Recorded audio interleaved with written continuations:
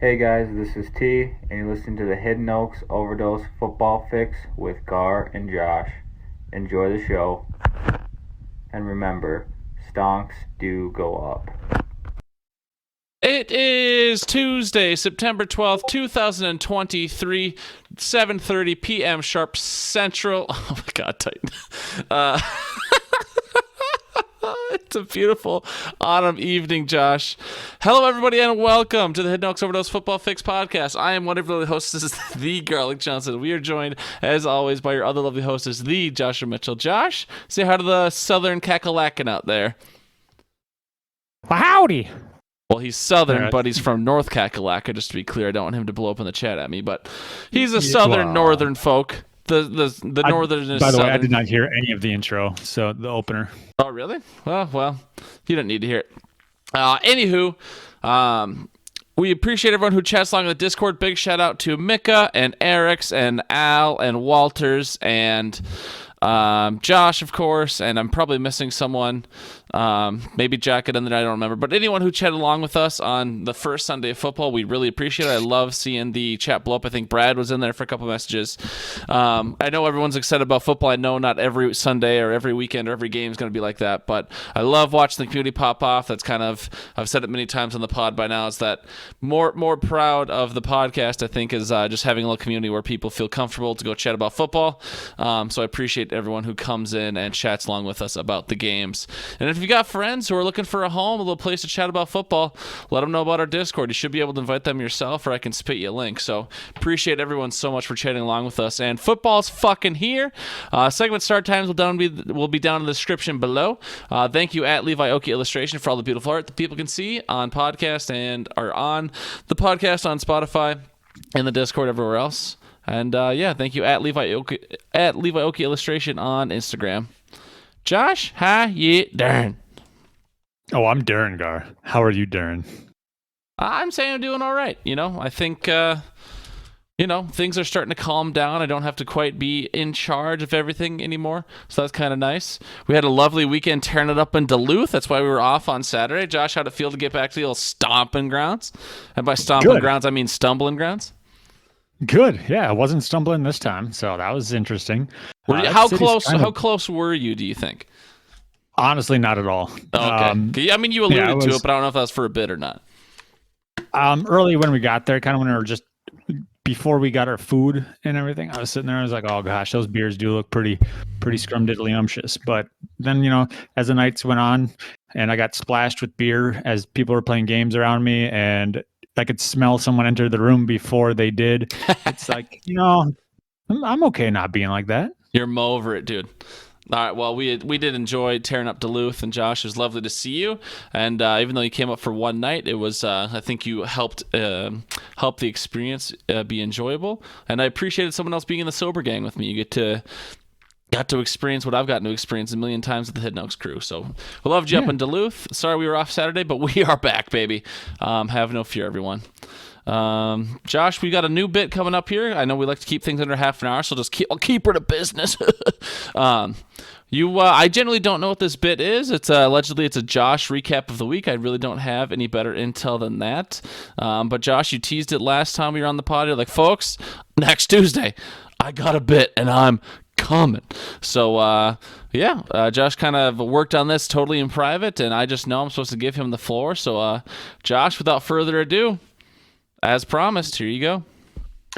All right, well, thank you. I would like to take this time to announce that my bit it's the end of the podcast. Good night, folks. No, I'm just kidding. So, I figured there's a lot of football games. We can't watch them all. Some people don't watch any, Walters. And so I decided to do a little recap. This one's a little bit longer. In the future, they will be shorter, keeping it to 1 or 2 lines per game. But this one is going to be for week 1. And so week 1 of the NFL season's in the books. This recap will tell you how each team looks. In Kansas City, a banner was hung, and praise to the Chiefs were widely sung. Experts and fans said Detroit was baloney until contracts, injuries, and that bum named Tony. The Panthers struggled with Bryce Young taking snaps, and the Falcons showed everyone how Bijan slaps. Both defenses showed that they have a high ceiling. It's hard to win if your wide receiver one is Adam Thielen. We heard the Ravens' new pass game being great. After further review, that assessment will wait. 169 yards, no touchdowns, and a pick for this week. Lucky it was Houston, or they'd be on their losing streak. Joe Burrow and the Bengals played a team of brown elves. The film from this game should stay on the shelves. Much like Deshaun and why we think he's all foul, the Bengals seem to have tossed in the towel. San Fran delivered what was promised to us all, while Pittsburgh offense did nothing but stall. CMC, Debo, Kittle, Ayuk, Bosa, and Purdy. Watt may be good, but this team still gave up 30. The Bucs and the Vikings played with week 1 at stake. The visiting team left while shouting, "Let Baker bake." Kirk, JJ, and the rookie Addison started off with a splash until half number 2 when JJ took Kirk's coal cash. The Colts and the Jags never fail to deliver. Both think they're thorns when they're barely a sliver. The Jags won the game and their future looks set. Even Ridley has no issue making that bet. The Commies won their first of the year and gave their new owners some reason to cheer. Their opponents were a bunch of Jimmy, Joes, and Bobs. Hold off on a parade until you beat someone other than Dobbs. The Saints squeaked by, the Titans and Coach Vrabel. Is it possible that Carr is good when things are more stable? Hopkins might have to rethink his offseason pick because Tannehill could throw at a tree and miss every stick. A shock in the West between the Hawks and the Rams had the coach from LA as happy as clams. Geno screamed in fear as he avoided a sack. Maybe it's time he decides to write back. The Chargers revamped the offense this year, ignoring their defense as this game made clear. McDaniels and co didn't stop much as well, but a win's a win as far as I can tell. The Bears won the offseason and Fields will be elite until Love and the Packers told them to go take a seat. Rodgers is gone and the Bears had some hope. After this week, nope. Billy B's defense held the Eagles in check. If only their offense was not such a wreck. Zeke had a fumble and there was a pick 6 by Slay. Sirianni traded for Swift for him not to play. An awful start for the Giants and Danny Dimes seemed eerily similar to him in old times. Dak didn't do much as the defense did their job, and if you listen close, you can hear a Gano owner sob.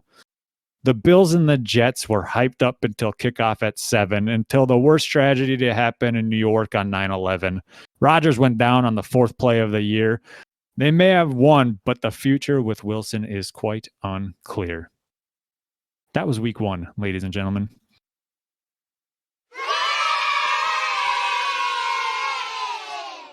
Probably take a break to like week 18 or something. I was gonna say we will see how that goes. Oh, come on, Titan. It's been 22 years. I don't agree with that.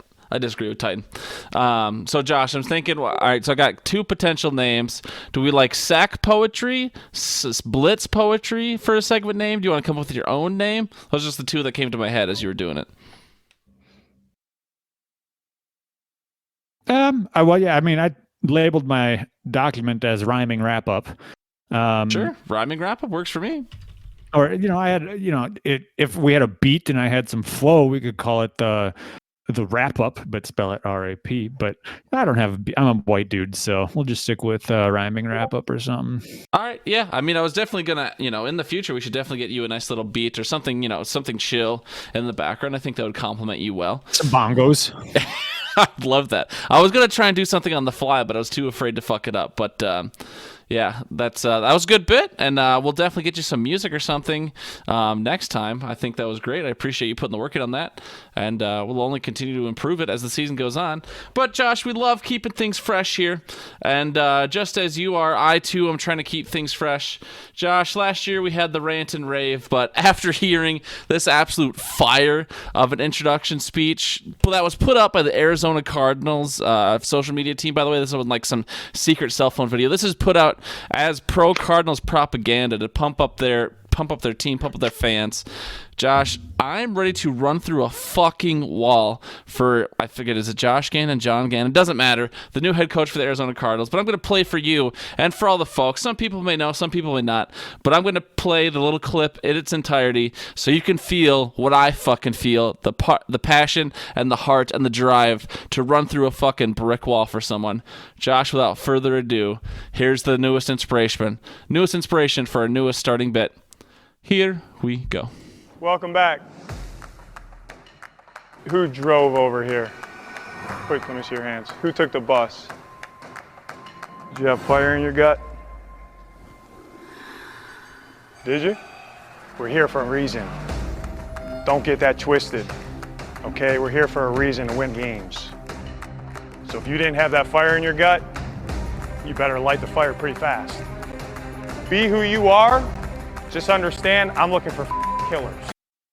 Woo! Josh, are you fucking pumped? Are you fucking ready to do anything for Mr. Gannon, dude? Yeah, I'm excited that he's able to get Ray Lewis out of retirement. Because he's looking for killers, and Ray Lewis killed a guy. I heard it's funny. I've heard the best hosts don't laugh at their own jokes, so I appreciate the humor, but I can't laugh at that. I'm sorry. Okay. Well, yeah, I've got that fire in my gut. So the newest bit here is fire in your gut, Josh, and we both know that, and it's inspired by that beautiful speech from Mr. Gannon. We'll play that clip every so often to remind the people what it's all about, but we both know that fire in your gut can come from a lot of things. It can come from that rousing speech, maybe not as much from Gannon, but maybe more so from a guy like fucking MC-DC, dude. That guy would give me some fire in my gut. We also know, Josh, as you learned over the weekend, that you can get fire in your gut from other sources. Perhaps a gas station breakfast quesadilla or a burger covered in cock and sriracha sauce. There's a lot of different ways to get fire in your gut. Taco Bell, great answer, Titan. As someone who worked at Taco Bell for 7 years, I'm very familiar. You can get a lot of fire in your gut from Taco Bell. So with that in mind, Josh, not everything we say in this bit will be positive, but I've got two things that gave me fire in my gut this week, Josh, and maybe you'll have some too. But first on my list to put a fire in my gut, we've got the Motor City Kitties. They open up the season, and we didn't have a show since then, so they open up the season on Thursday night. Who cares if Travis Kelce wasn't playing? Who cares if Chris Jones wasn't playing? They got it done. They beat the reigning Super Bowl champions, and the Motor City Kitties are winning this division, Josh. I don't care. The Packers look scary good, but as of right now, I got Dan Campbell, MC-DC, taking home the NFC North, and I'm a big fucking fan. There was another fire in my gut that came over the weekend, Josh, and it maybe it wasn't sitting as well as I would hope. And this might be what your stomach sounded like on Saturday as well.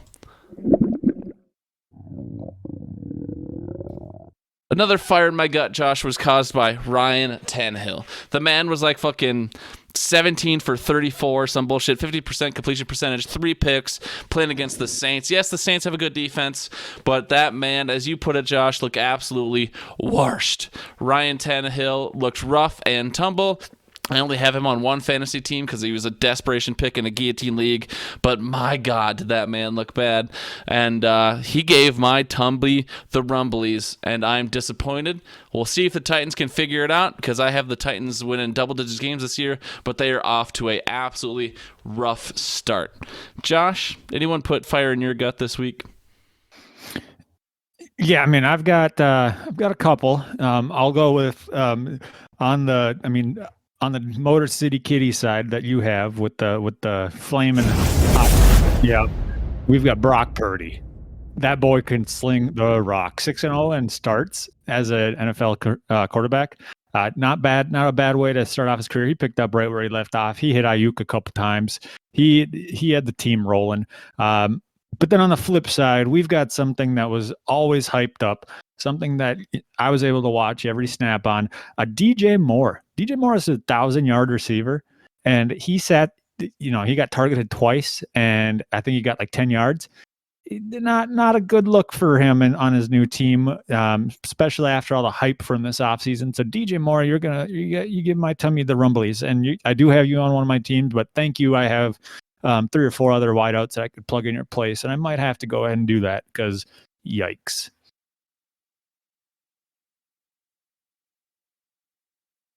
Moving on, Gar. Usually we're in a couple fantasy leagues, aren't we? Just a couple. Yeah, so we usually like to let people know whether or not they should actually consider listening to us. And so we have our grain of salt. And so, Gar, I'll let you kick off the grain of salt for week 1 of this beautiful season. Well, Josh, the grain of salt's all about letting people know how we do in fantasy, so they know whether or not they should listen to us. I went 5-4 in the what is that? 1, 2, 3. Because it's not 9 leagues. It's, 7 leagues? Because 2 are against the medium. Anyways, in that number of leagues, whatever it is, I went 5-4, and wasn't my best showing, Josh. But I won in both my guillotine leagues. I stay alive. And then if we go all the way down to the intellectual property of Joshua Allen Bunker Incorporated, I went 68-39. So, on its surface, my winning percentage was only, or my batting, let's say I was batting 5.55, 5.56, not that great. But I would have beaten more teams if I were playing against every team, or if I was playing against every team this week. I would have gone 68-39. So that's good for a 6.35 or a 6.36, depending on where you want to round that. Some of my teams I was absolutely electric. I dominated the league, and a couple of my teams were absolute stinkers in the bottom league. I didn't have too much middle ground. I was usually a very polarizing player this week, but I won in my 2 most expensive leagues, and that's or 2 of my most expensive leagues. I guess two of them there cost me the same amount of money this year, but I think that's what matters to me most. You really just need to win one to kind of fund the rest. So I might have spent $483 on fantasy this year, but I feel pretty good about my future. Josh, how do you do in fantasy this week to start the season? Solid. Wow, really I'm solid. trying to do the numbers here. 9-0.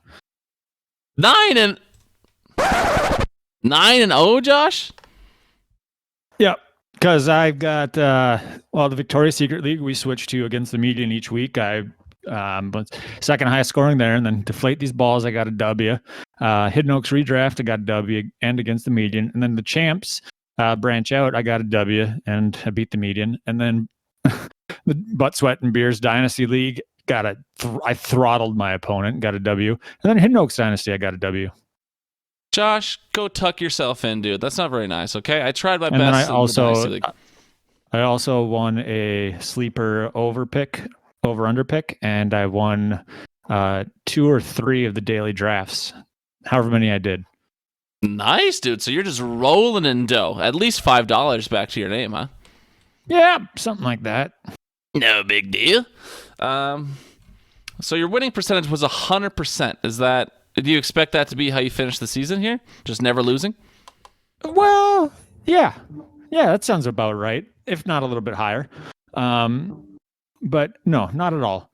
Because despite the wins, a couple of my teams came down to I guess I got lucky because I played Brian in the redraft league, and Aaron Rodgers was my starting quarterback. He scored 0, but Brian's entire team scored 0, it seems. So it worked out to my benefit there. But Victoria's Secret was kind of because I had Geno Smith in. He didn't do so hot. My running backs didn't do so hot. I was saved by Ayuk. And so, I had 1 or 2 players that saved my teams in each league. So I'm okay with it. Do you find that most of your teams are pretty similar? I know we've talked about this a lot, but just very briefly, do you think a lot of your teams have a lot of the same players? Are you pretty well diversified amongst your fantasy teams? Like, are you gonna, as long as you ride this hot hand, you gonna win most weeks, or if they have a downturn, will you lose in all your leagues? Like, are your teams similar or pretty different? They're pretty different this year. It's kind of like the first year I didn't get Devontae Adams in most leagues. Like, I have him in dynasty leagues, but in redraft and the Champs Branch Out, I don't have him. And so, or I do in the Victoria's Secret League, but I don't in the other leagues. I don't know. It's different. Like, my wide receivers are usually pretty much the same. And I think the only overlap I have on players in redraft, at least, is Isaiah Pacheco. So, I don't know. It'll be interesting. Yeah, I mean, I don't know, though. Great start. I would have loved to start 9-0 or 10-0 or whatever my max number could have been, but that's pretty sweet, Josh. We'll wish you the best. Moving on to the FanDuel Top 3, we have again done the FanDuel Hood Pod Play Along. And Titan, you're listening live right now. It's not too late. You've only missed 1 week so far. If you'd like to join, you can. Just hit me up, and I can give you a link, or there's a link in the Discord still. You can click on that. You've got 7, as of right now, now you have 17 more chances to put together your best 5 scores over the whole season. It's only $10 to play, and right now the winning person will get like $90. So that's a pretty good return. We have 14 people playing, can get up to 20. So if you or a friend would like to join, it's still not too late. Still got 17 chances to put together your best 5 scores, so plenty of leeway left, and you don't have to feel guilty about missing a week or two if you get too busy. With that said, Josh, we had a couple of dominant performances on Sunday. Garbanzo Best Bean, he took down the league with 136.68 points. He dominated. Levi Oki was next, our very own illustrator. He had 132.52, and Vikes number man, Steve, family friend, he had 121.22. Josh, how did you do this week in the Hood Pod play along? Yeah, can you vamp for a bit and tell us how you did so I can pull it up? I came in like 9th, dude. It was not very good. It was not very impressive. It kind of hurt my feelings, and it made me big sad. I came in 5th. That's not bad. Top 5. Yeah, no, and we all know 5th place gets the money in this league. It's not letting me pull up how my players did. Oh, there we go. Yeah, I lost to Brian. I retire. Oh, no. I mean, Brian had 114. That's not bad. I pulled up the winners from last year. So Garbanzo Best Bean, he came in 3rd last year when we were doing best 10 scores. This year we're just doing best 5. But so Glenn already back on top. He's aiming for that top 3. He's aiming for some money this year. Nikita, she was the big winner last year. She took home, I think, what was it here, $130. And Nikita didn't even play this year. She said she was out. Did she just want to take her money and run? Or what was, did you get any more of the inside scoop than I did? Yeah, she actually is playing in a different one, a more competitive one with people that know the sport of football. And so she said that she doesn't have time for chumps like us. Oh, okay. Well, good luck, Nikita. But yeah, so it's not too late. Titan, if you'd like to join, I know how much you love fantasy football, considering you haven't played it in like 10 years. Or no, you played last year, I think, last time I checked. I think you were asking for some thoughts in the chat last year. So Titan's back in the groove. But Titan or Club or anyone else, we still got 6 spots. So if you know anyone who would like to play, it's only $10. No big deal. We appreciate everyone who plays along with us, and it's more fun the more people we got. Josh, we'll move on to our last bit of the night here, and some might call this a desperate move for content. Some might call this the biggest stretch of all time. But Josh, I know, just like when I was growing up, all these NFL players, Josh, when their mommy, their daddy, their Grammy, their pappy was teaching them to count, they were counting on the toes. They're like, this little piggy did that, this little piggy did that. Josh, one of those little piggies went to the market. But just like as little kids grow up, the little piggies also grow up. They grow up into fucking HAWGs, Josh. And we are out here looking at the market for some HAWGs, Josh. And nothing says keeping HAWG, right? HAWGs, Josh. So we're talking about a bunch of hot-ass white guys. I mean, not exclusively white guys, but they could be. Hot-ass... wicked guys, hot ass working out guys. Yeah, I don't know. But we got some fucking HAWGs. The NFL's got dogs, Josh. We see them as HAWGs. Nothing says keeping your podcast relevant like taking a random bit from a professional sports show that's 5 years old and then having it inspire a bit for you this year. But I'll play the clip that inspired this bit for me. And it was really my only creative burst of the off season. And so I might not be proud of it, but it's all we got to try and keep the show fresh. So here's just a little clip for our other newest bit, HAWGs at the market. Bacon? You don't put bacon in your body. Why not? The worst thing you could put in your I body. love hog. It's fried fat. I eat everything on the pig except the squeal. Oink.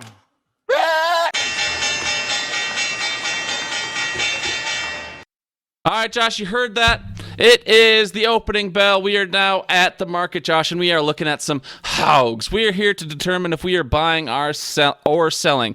Are we going to eat everything on the pig but the squeal? Or are we going to turn down this HAWG because it's nothing but fried fat? So I'm going to give you a player, Josh. You're going to tell me if you're buying or selling. You're going to tell me if you're eating everything on this pig but the squeal, or if this is just fried fat. All right, Josh. Had a lot of players this week, a lot of performances. How do you feel about Tua Tagovailoa dominating the Chargers? I'm buying that. I'll buy that one. He's he kind of picked up right where he left off before the injuries derailed the season last year. And so if this whole Tai Chi Jiu-Jitsu has helped him learn how to fall more effectively and he's able to stay on the field, that's going to be an offense nobody wants to play against. So yeah, bye. I eat everything on the pig except the squeal. All right, that's for Tua. Moving on, Josh. I already know your answer, but I have to pretend like I'm being unbiased and ask Josh, Jordan Love, buying or selling? There's only one option here, and that's buying, because if I were to sell Jordan Love, I don't think I'd know what to do by owning the entire NFL, because that's how good he is. Not just kidding. He had some areas where he could definitely look a little bit better. I would buy him because he's only going to improve, I think. I think that he showed composure. He showed that he knows how to make the right passes at the right times. People say that he didn't have any big plays, but he had, as far as air yards, people say he didn't have a lot, but he actually had more yards per attempt. And so he did try to get the ball down the field. He's just smart with the football. He's got a good complimentary staff around him. So, yeah, I liked what I saw. Bye. All right. I eat everything on the pig except the squeal. Moving on, Josh, to a potential player that maybe people won't buy. Maybe people want to sell high as fool's gold. They want to, buy low, sell high. We've got David Montgomery. He certainly out-snapped Jahmyr Gibbs on Thursday night. He got in the end zone, whereas Jahmyr Gibbs did not. Josh, David Montgomery, you going to eat everything on the pig except the squeal, or is David Montgomery a bunch of fried fat? David Montgomery is gonna go to the next guy. I'm gonna go ahead and sell him. Not gonna take. He had a great performance. They're easing the rookie in, but Jahmyr Gibbs looked solid. He looked electrifying every time he touched the rock. So David Montgomery, he may get his. He may get the goal line work, and he may be this year's Jamal Williams, where he gets 10, 12 touches a game, and 3 of them are going to be touchdown potential on the 2-yard line. But I'm going to, at this point in time, sell him just because I saw Jahmyr Gibbs and how good he looked. It's fried fat. All right, Josh, moving on. He got a lot of hype last year because of one simple Schefter tweet, but he got injured, missed plenty of the year, but he was back, and he found the end zone twice, I believe. We're talking about Los Angeles Rams running back Kyren Williams, Josh. You buying or selling? I had thought that maybe I'd be selling him, but he did have the 2 touchdowns. I believe he outsnapped Cam Akers, or at least was a very close split. He's somebody that, I'd buy if the price is right. If you're at the market and there's like a meat raffle, I'd definitely throw in a couple shares to get myself some Kyren Williams. Excellent. I eat everything on the pig except the squeal. All right, Josh, we're getting close to time here, so I'm going to go ahead and skip a couple names, or at least skip one name. We'll go on to George Pickens. The Pittsburgh Steelers looked absolutely awful, but also Deontay Johnson might be missing some time. So are you going to try and sell George Pickens while you can before that team absolutely implodes? Or are you going to expect them to bounce back and or George Pickens to bounce up here? Are you buying or selling, Mr. Pickens? Oh, Pickens is a buy for me. And I noticed the name you skipped was probably the biggest slam buy that I had on this list. But George Pickens, buy with Deontay out. They went up against San Fran's defense. We all know San Fran's defense is just, it's peak defense. So buy George Pickens. Even if Deontay was playing, George Pickens is kind of that 1A, 1B receiver with him. So I do think that things will get turned around. They just had a rough draw for that first week. I eat everything on the pig except the squeal. All right, Josh, I'll give you the opportunity then. I was going to try and bounce it around, but we'll just go over by a minute or two. Calvin Ridley, he had a lot of controversy coming into the season. He had basically been away for 2 whole years, and then he came back, and he had a pretty good performance there in Jacksonville for week 1. Some people think it's a flash of the pan. Some people think he's going to do this all year. Josh, Calvin Ridley, everything but the squeal or fried fat? Everything but the squeal. Calvin Ridley, I've been talking him up. I said he was going to have a solid year. I have him in the Champions League. I tried to get him in almost every redraft league. And so I was buying Calvin before week 1. All right. I eat everything on the pig except the squeal. Last one, Josh. Everyone would like you to buy low and sell high, but sometimes your best option is to buy high because you'll still get value, and sometimes you got to sell low and or just drop the player because that's the best you can do. Call him curveball, Josh, for the last player. We're going Justin Fields. You gonna buy or sell Justin Fields? I'm gonna sell. Because I feel like in the quarterback world, there's a lot of solid talent out there. Justin Fields plays the Packers twice a year, and he's already shaking in his boots for that second matchup, which is going to affect every single game between now and then. It wouldn't be a sell low because I do think people would overpay for him, but I don't think I want in on that train ride after seeing how he played against the Packers. All right, you heard it here first, folks. Justin Fields. It's fried fat. And there it is, Josh. That's the closing bell. The HAWG Market will remain closed until next time. We appreciate everyone so much for listening. We're going to go ahead and get the hell out of here. Josh, we appreciate you for your new bit. I do look forward to you serenading people with your beautiful poetry or your rhyming wrap-up, whatever you want to call it. Thank you for listening. Thank you for chatting on the Discord. We will see you again on Saturday morning. Josh, do you want to call that 7:30 as well? Do you want to call that 8? What time are we shooting for on Saturday morning, or do you want to decide later? We'll decide later. We'll keep the people guessing. Well, you don't want to keep the people guessing forever, but we'll find a time and we'll hit it hard. You'll find us here on Tuesday nights at 7:30 p.m. as well. Again, thank you, everyone. Josh, here, go Packers, so we can leave. Go Packers.